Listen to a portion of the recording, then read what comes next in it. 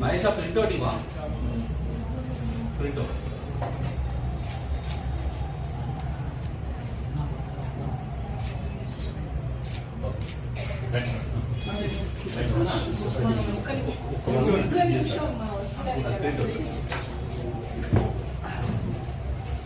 పెళ్ళిళ్ళున్న ఇవాళ అందరి అంతర్జాతీయ దినోత్సవం కిషన్ రెడ్డి గారి ఉంది ఇంకోటి టీజీఓ రిపోర్టర్స్ దోమలు కూడా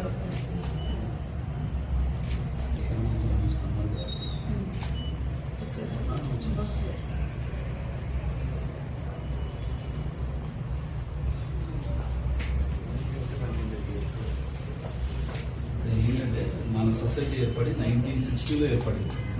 మొట్టమొదటిసారి మనకి ల్యాండ్ ఇచ్చింది అంజయ్ గారు, Banjara hills colony. Banjara hills colony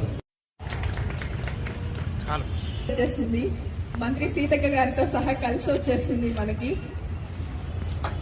ఇంతమంది జర్నలిస్టులు అందరూ ఇంత పొద్దున్నే ఇవాళ ఇక్కడ గ్యాదర్ అవ్వడం మనం పలుకుతున్నాం. మేము ఇవాళ మీరు లేకుంటే మేము లేవు, మీరు మేము సమం, మేము లేకుంటే మీరు లేరు.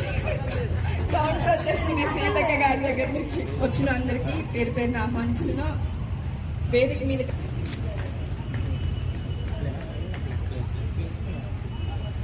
అమర్ గారిని స్టేజ్ మీదకి రావాల్సిందిగా ఆహ్వానిస్తున్నాం.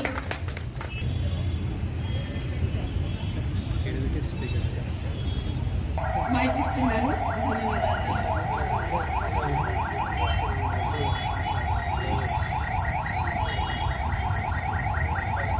మన ఆహ్వానాన్ని మన్నించి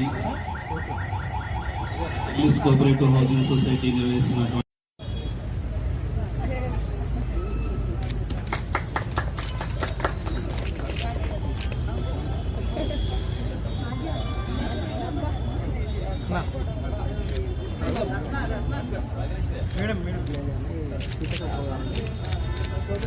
మహిళా జర్నలిస్ట్ అందరితో వాళ్ళతో ఫోటో అందరూ వచ్చేస్తారు.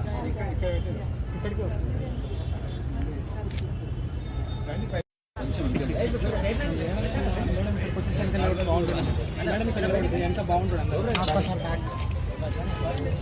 ఇప్పుడు ఊరా సార్ మీరు ఊరా పోనా మీరు అమ్మ సార్ మేడం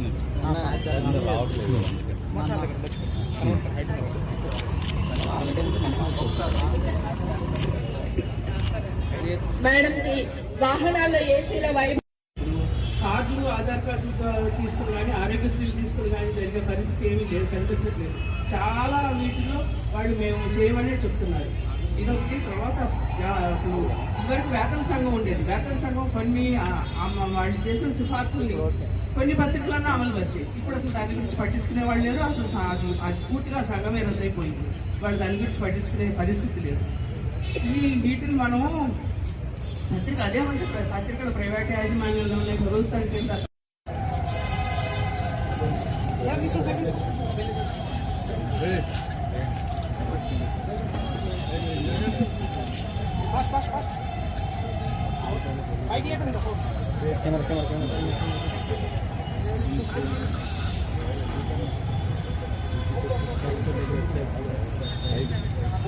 ఒక్క నిమిషం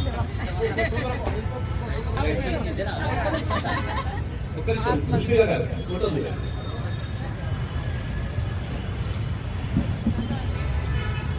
ఇంకా చాలా మంది ఆన్య ఉన్నారు. దయచేసి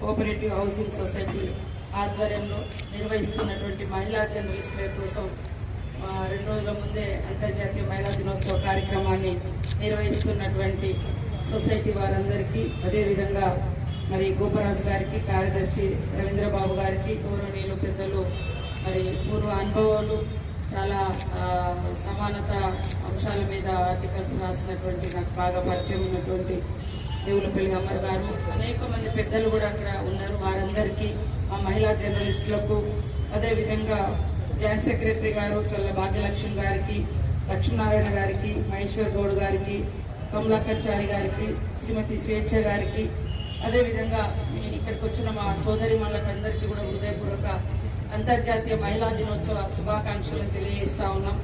ఈరోజు మరి ఇందాకనే మేడం చెప్పినట్టుగా అంతర్జాతీయ మహిళా దినోత్సవం యొక్క థీమ్ అనేది రోజు రోజుకు మార్చేస్తా ఉన్నాం.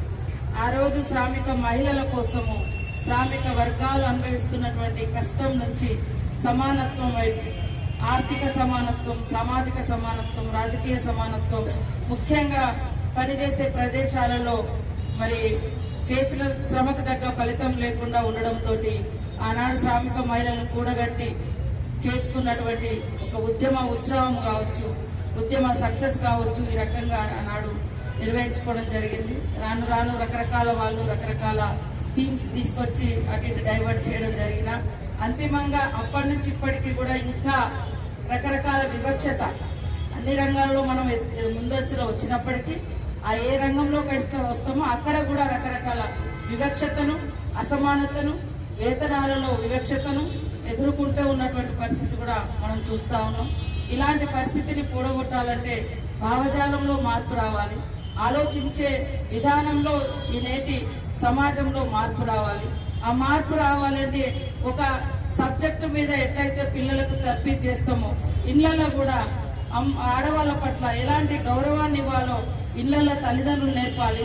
స్కూళ్లలో కూడా గురువులు కూడా నేర్పే విధంగా సబ్జెక్టు రూపంలో కూడా ఆడవాళ్ళని ఎలా గౌరవించాలి, లేకుంటే ఎలాంటి వాళ్ళని హ్యూమిలేషన్ చేసినా